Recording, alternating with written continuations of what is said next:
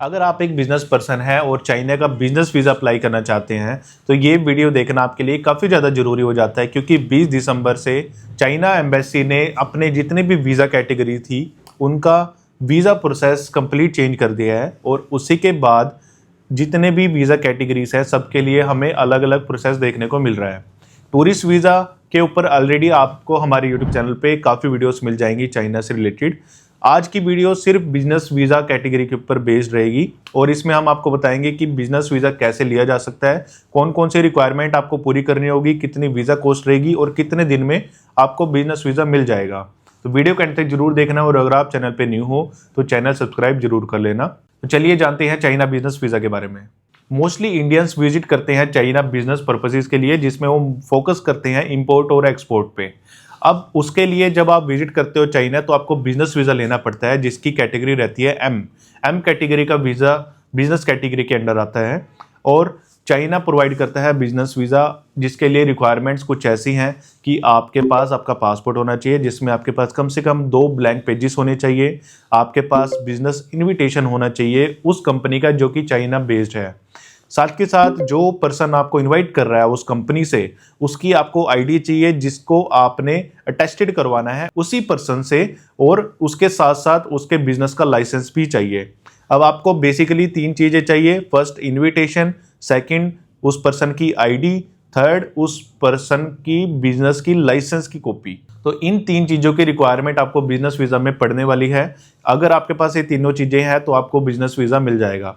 अब प्रोसेस की बात कर लेते हैं। प्रोसेस वही रहने वाला है कि आपको ऑनलाइन अपना अकाउंट क्रिएट करना होगा और अकाउंट क्रिएट करने से पहले आपको फीस पे करनी होगी वीएफएस की। अगर आप नॉर्मल सर्विस लेते हो तो आपको 1700 से लेकर 2000 रुपये तक पे करने होंगे, और अगर आप एक्सप्रेस लेते हो तो आपको 2700 से लेकर 3000 रुपये पे करने होंगे, जिसके बेस पे ही आपका जो वीज़ा है वो प्रोसेस होगा। यानी कि अगर आप नॉर्मल सर्विस लेते हो तो आपका जो वीज़ा है वो 6 से 7 दिन तक प्रोसेस होगा, और अगर आप एक्सप्रेस सर्विस लेते हो तो आपका 4 से 5 दिनों के अंदर वीज़ा प्रोसेस होके आ जाएगा, आपके पासपोर्ट पे स्टिकर वीज़ा लग जाएगा।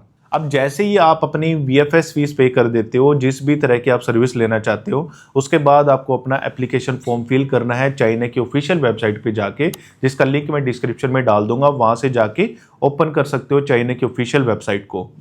ऑफिशियल वेबसाइट पे आपको फॉर्म फिलअप करना होगा। जैसे आप फॉर्म फिलअप करोगे आपको कंप्लीट इन्फॉर्मेशन प्रोवाइड करनी होगी अपने बारे में, अपने पासपोर्ट के बारे में, अपने बिजनेस पर्पस के बारे में, अपने ट्रैवल प्लान के बारे में, अपने फैमिली डिटेल्स के बारे में। उसके बाद कुछ अपलोडिंग करनी होगी, जैसे कि आपका पासपोर्ट का फ्रंट बैक, आपके पासपोर्ट की ब्लैंक पेजेस की 2 कॉपीज आपको अपलोड करनी होगी। उसके बाद आपको वीएफएस की रिसिप्ट अपलोड करनी होगी, जो कि आपने पेमेंट की है उसकी रिसिप्ट आपको ईमेल पे रिसीव हो जाएगी।